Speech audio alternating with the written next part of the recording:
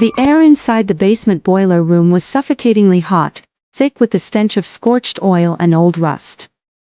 David had volunteered to check the building's failing pressure valves after midnight, stepping into a labyrinth of concrete pillars and exposed, sweating pipes. The industrial furnace in the center of the room hummed with a low, vibrating drone that rattled the fillings in his teeth. He moved deeper into the shadows, his flashlight beam reflecting off the damp walls. Every few feet, steam hissed violently from the joints above, blinding him in sudden, boiling clouds. At 3:33 a.m., the furnace went completely dead.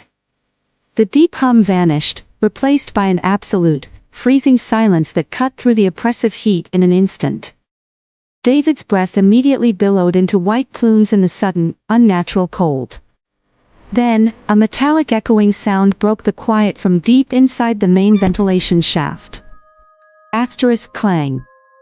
Squeal. Clang, asterisk. Something massive was dragging itself through the narrow sheet metal ductwork. David spun around, raising his flashlight. The beam illuminated the large, rusted grate high on the wall.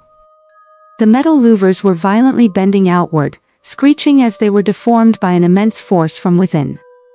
He backed away, his boots splashing in a puddle of stagnant water on the concrete floor. He reached for his radio to call security, but the device emitted nothing but a high-pitched, agonizing shriek of feedback before the battery exploded in his hand, scorching his palm. With a deafening crash, the heavy iron grate tore completely free from the wall, slamming onto the concrete. David slowly tilted the flashlight beam toward the gaping, black hole of the open duct. Slithering out of the narrow shaft was a creature composed of disjointed, metallic limbs fused with raw, weeping flesh. It had no face, only a smooth, pale expanse of skin stretched over a skull, but a jagged, vertical seam tore open down the center of its torso, lining eye. Itself with rows of rusted, iron teeth that gnashed together with a sickening crunch.